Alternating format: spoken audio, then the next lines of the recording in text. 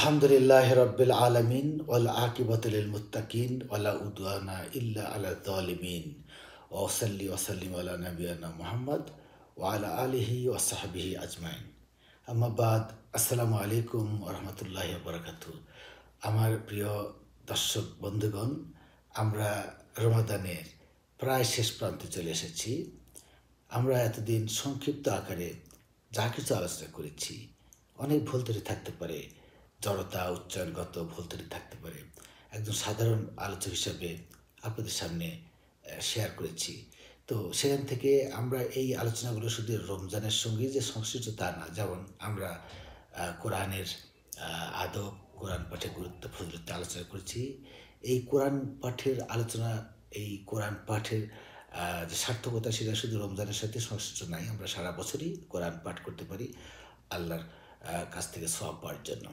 তো তারপরে সালাতের কথা আলোচনা করেছি, আমরা আলোচনা করেছি জান্নাত জাহান্নামের কথা, আরও অনেক খুঁটিনাটি বিষয় নিয়ে আলোচনা করেছি।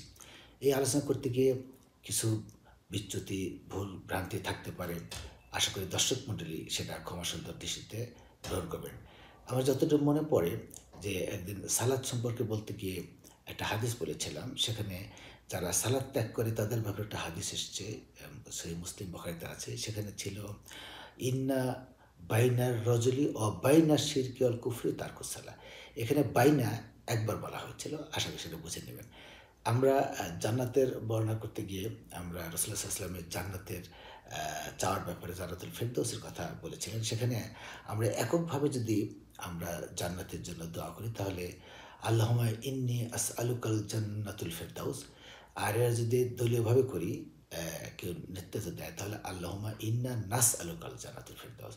এই জায়গায় ইন্নি বলা হয়েছিল। তো এরকম ছোটোখাটো ভুল ত্রুটি জড়তার কারণে হয়ে যেতে পারে, সেটা আপনারা ক্ষমা সুন্দর দৃষ্টিতে দেখবেন। আর বেশিরভাগ সময় আমরা কোরআন এবং হাদিসের বাংলা উচ্চারণগুলো নিয়ে আলোচনা করেছি, বাংলাতে আমরা করেছি, যাতে করে দর্শক মণ্ডলীর সহজ হয়। রেফারেন্স দেওয়া হয়নি, কারণ এটা অত্যন্ত সতর্কতার সাথে নেওয়া হয়েছে এবং সহিহ হাদিস থেকে নেওয়া হয়েছে। বেশিরভাগ ক্ষেত্রেই বুখারী মুসলিম থেকে নেওয়া হয়েছে। তো এই আলোচনাগুলো হলো।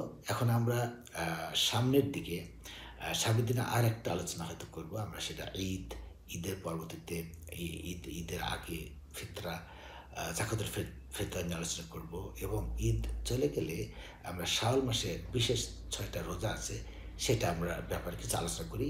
এবং ঈদে কীভাবে নামাজ পড়তে হয়, ঈদে রাসূলুল্লাহ সাল্লাল্লাহু আলাইহি ওয়াসাল্লাম কীভাবে ঈদের জামাত করতেন, এইসব বিষয় নিয়ে আলোচনা করি, শেষ করব। তো দর্শক মণ্ডলী, আমাদের 2টি সেগমেন্ট 9-10 যায়নি বিশেষ কারণে, সেটা হয়তো কোনো এক সময় দিয়ে দেওয়া হবে। আর এই আলোচনাগুলো সারা বছরই শোনা যেতে পারে।